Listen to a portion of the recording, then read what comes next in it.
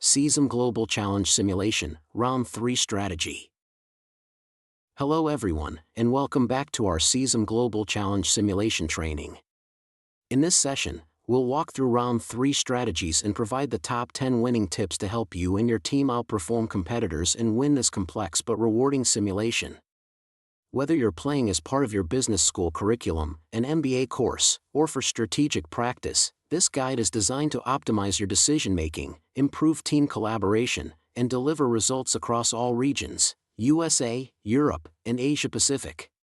Let's begin with the core focus of Round 3, using data from the past to make smarter, more data-driven forecasts for your current decisions. We'll analyze sales reports, cost structures, market trends, and competitive insights to help you build a winning edge. Tip 1. Start with last round's actual sales volumes. Your first key action is to analyze the number of units sold in Round 2 across all markets and technologies.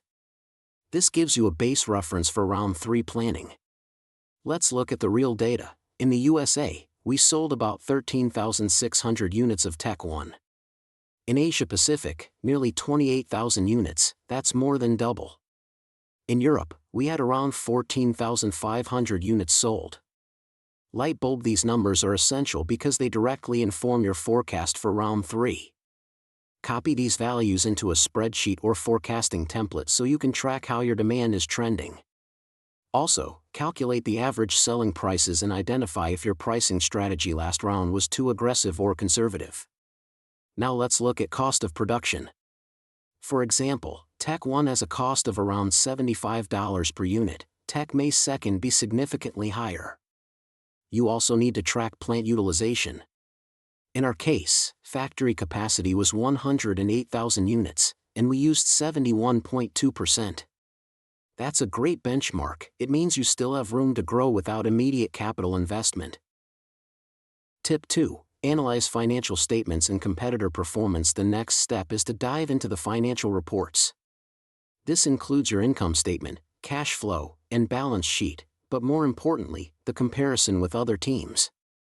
From the leaderboard or financial summary, look at sales revenues of all teams. Which teams are leading in revenue? Identify which teams are profitable despite lower revenue. They are managing costs better. For example, Team Green may have high sales but low profit due to excessive costs. Team Pink could be spending a lot on R&D, amp winking and laughing, or promotions, which might hurt margins. Also, look at R&D, amp winking and laughing investments. Some top-performing teams spend wisely, about $100,000 to $200,000 per product line, while others overspend without result. Balance your R&D, amp winking and laughing across regions and technologies. Lastly, review promotion budgets. For example, Team Ultra is overspending on promotions but not converting that into sales. Smart teams optimize promotion spending and achieve better ROI. Speech balloon recommendation: consider increasing promotion budgets for Tech 2 if you're lagging in sales, but do so with close monitoring of profit margins. Tip 3. Study the market report, price sensitivity and demand. This is one of the most critical tools for Round 3. Open the market report and look at the following: average selling price per Tech in each region, units sold per price point. Here's what we learned from the data. In the USA, prices range from $240 to $299 per unit. For $299, you sold 1,000 units. For $240, you sold 300 units. Light bulb, this proves that the USA market is price sensitive. Even a $20 difference can cut your volume in half. In Asia Pacific, the trend is even more extreme. At $1,600, you may sell over 5,000 units. At $2,000, that drops to 2,300. At $2,200, it drops to just 700 units. You must track this sensitivity per market and adjust your pricing accordingly. A 20% change in price could cause a 70% drop in demand. Speech balloon action: plot a quick demand curve using Excel to visualize this and find your sweet spot. Tip 4. Use the market outlook to forecast demand growth. Next, review the market outlook section to understand demand trends. In Round 3, you might see USA, plus 3% growth Asia Pacific, plus 8% growth Europe, minus 3% decline. Use these values in your demand forecast. If you sold 13,600 units in the USA last round, a 3% growth means you can expect 14,000 this round. Magnifying glass tilted left. Quick calculation. Region last round sales forecast growth this round. Demand USA 13,600 plus 3% 14,008. Asia Pacific 28,000 plus 8% 30,240. Europe 14,500 to 3% 14,065. This is your baseline for calculating supply, marketing budgets, and production volume. Tip 5. Build a demand matrix for all tech products. Now we cross-reference actual demand per technology. In round 2, Tech 1 sold 13,000, USA, 28,000, Asia, 14,000, Europe. After applying the growth or decline rates, we project round 3 demand. For example, Tech 1 in Asia could go from 28,000 to 30,240 units. Tech May 2 grow faster due to better network coverage. Make a matrix with this format. Tech region demand forecast T1 USA 14,000, T1 Asia Pacific 30,240, T1 Europe 14,065, T2 USA, T2 Asia Pacific, T2 Europe. This will guide your production and marketing allocation. Tip 6. Track network coverage and adjust. Focus. Your network coverage, distribution network strength, is a major driver of sales.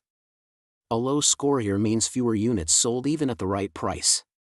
Check each region's network strength for Tech 1 and Tech 2. For example, Tech 2's network coverage in Asia Pacific might be rising. This is a chance to push sales harder. Tech 1 could be plateauing, so focus less on expansion and more on price optimization. Also, watch technology lifecycle trends. Tech 1 equals mature, stable. Tech 2 equals high growth. Tech 3 or 4 equals early stage or low availability. Adjust your budget and forecasts accordingly. For Tech 2, increase promotion and sales staff in regions with strong coverage. Factory Tip 7. Plan production efficiently. Now it's time to match your demand forecast with production capacity. Light bulb don't overproduce, it creates inventory cost. Light bulb don't underproduce, you lose market share and revenue. Use this formula: forecast demand plus safety stock, inventory equals production requirement. Also check plant utilization rate, keep it around 85 to 90%, unit production cost by tech, whether you need to expand capacity or outsource. Pro tip: use make versus buy analysis for high-cost techs. Tip 8. Optimize pricing for each region. We already discussed price sensitivity in Tip 3. Now, determine your price per tech per region by 1. Reviewing last round's results. 2. Plotting the price elasticity curve. 3. Matching price with perceived value and competitive price. Speech balloon rule of thumb: don't be the cheapest, be the best value. You can even try A/B pricing across regions: lower price in Asia Pacific where demand is high, higher price in Europe with lower competition. Tip 9. Balance your marketing and sales staff. Don't spend all your budget on promotion only, balance it with sales staff expansion and after-sales support. For each region, allocate promotion for awareness, sales staff for conversion, after-sales for customer satisfaction. You'll find this balance leads to better customer loyalty and repeat purchases in later rounds. Tip 10. Prepare a round summary and strategic plan before submitting your round 3 decisions. Meet with your team to review key assumptions and forecasts, budget allocations by tech and region, risks and what-if scenarios, contingency plans, e.g., if price is too high, or factory downtime. Create a 1-page round summary and save it. This helps you track your logic and adjust better in future rounds. Conclusion: round 3 is where teams start to diverge. The decisions you make now can give you a significant lead or cause you to fall behind. By following these 10 winning tips, especially focusing on data-driven forecasting, competitor analysis, price sensitivity, and region-specific strategy, your team can confidently make smarter decisions and move ahead in the Cesim Global Challenge. Thank you for watching, and stay tuned for our Round 4 guide, where we'll cover expansion strategy, financial planning, and managing multiple product lines. If you found this video helpful, please share it with your team or classmates. And for more tips, Visit https://top30tipsforcim.blogspot.com or email for free support for round 1 and 2 at cesimhelp2020@gmail.com. Let's win Cesim together. Part 2 Cesim Global Challenge Simulation Strategy Guide. Hello and welcome back to our strategic walkthrough for the Cesim Global Challenge Simulation. In this video, we'll focus on key decisions and winning tips to help you achieve top results across all rounds, especially from mid to late game, where production capacity, cost control, and market dominance really matter. This guide includes deep insights into production planning, R&D winking and laughing, pricing, promotion, logistics, and financial strategy. Let's begin with one of the most critical decisions in this simulation: production and investment. Production and investment strategy. Winning tip number 7, let's take a look at our production planning. As of this round, we've built significant plant capacity, 6,600 units in the USA, 4,400 units in India, and additionally, 2,500 units through outsourced contract manufacturing. That gives us a total capacity of 13,500 units. This is crucial to meet demand while minimizing cost per unit through economies of scale. White heavy checkmark demand forecast and production balancing based on the latest market demand analysis. In the USA, we expect to sell around 3,100 units. In Europe, we project 3,000 units. In Asia, around 4,800 units are forecasted. So we need to balance production against this expected demand. In Europe, for example, we can plan production of 2,200 units in local plants and supply the rest from the USA via export. In Asia, we should produce mainly in India to serve the regional demand and avoid high logistics costs. This demand-driven planning allows us to optimize our capacity utilization and reduce waste or overproduction. Always make sure your production forecast aligns with expected sales. R&D winking and laughing. I&D decisions. Let's talk about innovation and development, I&D. In this round, we decided to add new features only for Take 2 products, as Take 3 and Take 4 are still in early stages. It's wise to hold off on developing those until demand increases in the later rounds. Why? I&D costs are very high at this stage. The return on investment for new features is low when market demand is still small. So we delay major R&D winking and laughing upgrades until demand for those products justifies the cost, and our cash flow can support larger development efforts. This saves capital for marketing and production efficiency in early rounds. Marketing strategy. Winning tip number 8. Now let's move into marketing, a crucial area for capturing market share and driving revenue. We worked on 3 key levers: pricing, promotion budget, product features. White heavy checkmark product features. We used 4 features for Take 1 globally, 6 features for Take 2 in Europe, and adjusted accordingly in Asia based on segment expectations. Remember, more features don't always mean more profit. Only add what your customers value, not what just adds cost.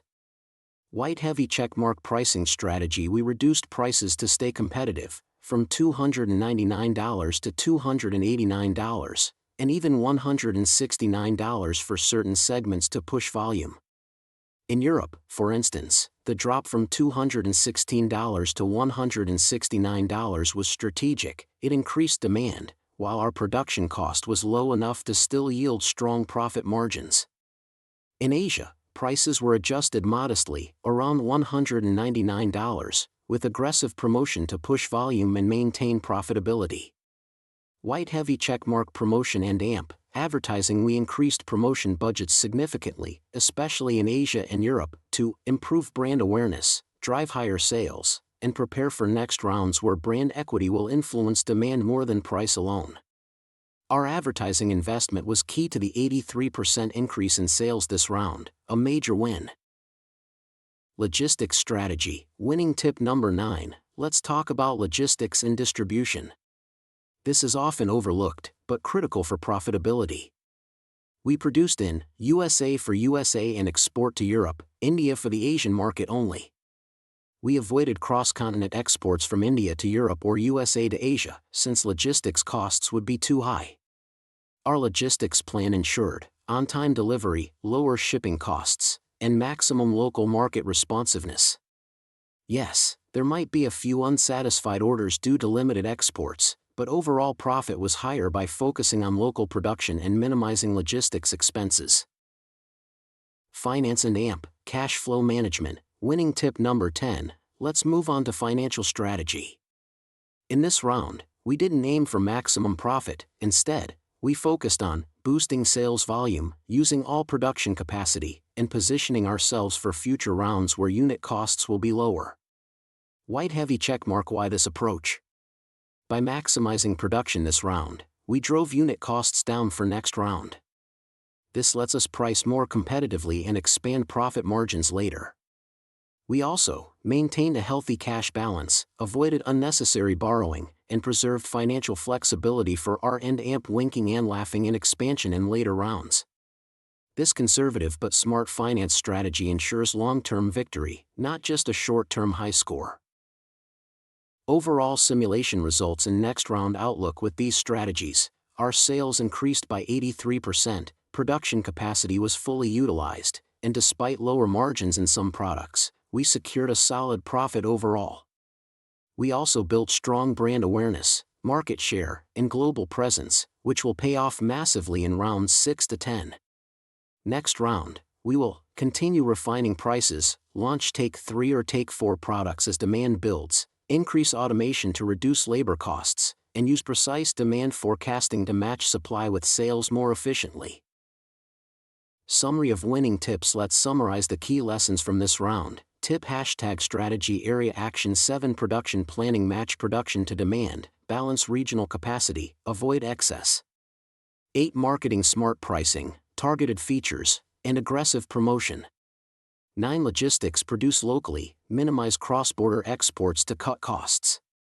10 finance focus on sales growth now, reduce costs, plan for long-term gains. By following these tips, your team can scale fast, control costs, and dominate the simulation.